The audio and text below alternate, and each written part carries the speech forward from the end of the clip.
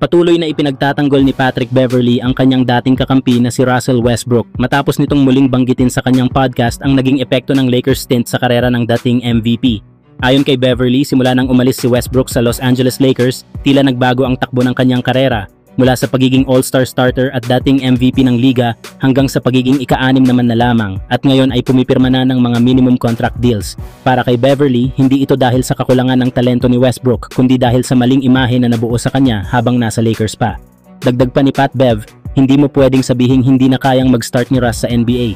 Isa pa rin siya sa pinakamagaling na point guard sa liga. Ang problema, masyado lang siyang nadungisan ng narrative nung panahon niya sa Lakers.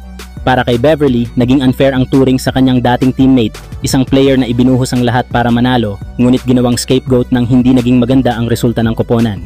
Matatanda ang noong panahon ni Westbrook sa Lakers, nahirapan itong mag-adjust sa sistema ni LeBron James at Anthony Davis.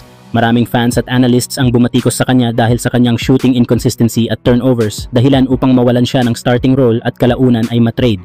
Ngunit ayon kay Beverley, hindi sapat na dahilan iyon upang tuluyang mapababa ang halaga ng isang dating MVP at triple-double machine. Sa ngayon, si Russell Westbrook ay nasa Sacramento Kings na matapos pumirma ng isang taong deal para sa darating na season. At kahit nasa bagong kapaligiran, marami pa rin ang naniniwala na kayang-kaya pa ni Russ na magpakita ng elite-level basketball. Para kay Pat Bev, hindi dapat nakalimutan ng mga tao kung gaano kalaki ang naiambag ni Russ sa laro. Isang player na may puso, passion at dedikasyon sa basketball. Sa gitna ng mga kritisismo, malinaw na para kay Patrick Beverley, si Russell Westbrook ay mananatiling isa sa mga pinakatotoong competitor sa kasaysayan ng NBA. Kayo mga idol, sang-ayon ba kayo kay Patrick Beverley? Samantala, kinumpirma ng mga insider reports na target ng Los Angeles Lakers ang mid-November hanggang early December bilang posibleng baliklarong petsa ni LeBron James matapos nitong sumailalim sa rehab dahil sa sciatica o pananakit ng ugat sa likod na umaabot pababa sa binti. Ayon sa mga ulat, magiging maingat at dahan-dahan ang proseso ng pagbabalik ni LeBron dahil nais ng Lakers na tuluyang gumaling ito at maiwasan ang anumang setback sa kalagitnaan ng season.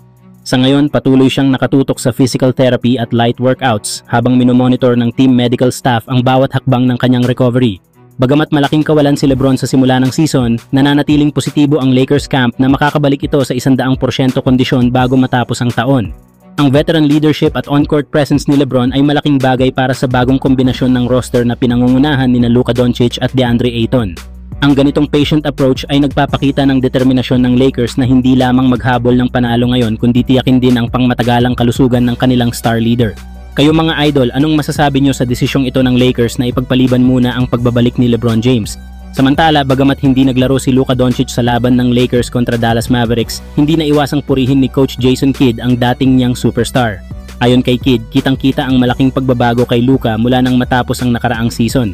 Sinabi ni Coach Kidd, maganda ang ginawa ni Luka ngayong summer sa katawan niya. Mas gumanda ang laro niya. Nais namin siyang mabigyan ng best of luck. Nasa kabilang panig na siya ngayon. Susubukan niyang talunin kami at susubukan din naming talunin siya. Ganun lang talaga yon bilang mga kompetidor at totoo nga, ibang-iba na ngayon si Luka Doncic. Mas lean, mas mabilis at mas kumpiyansa kumpara noong nakaraang taon.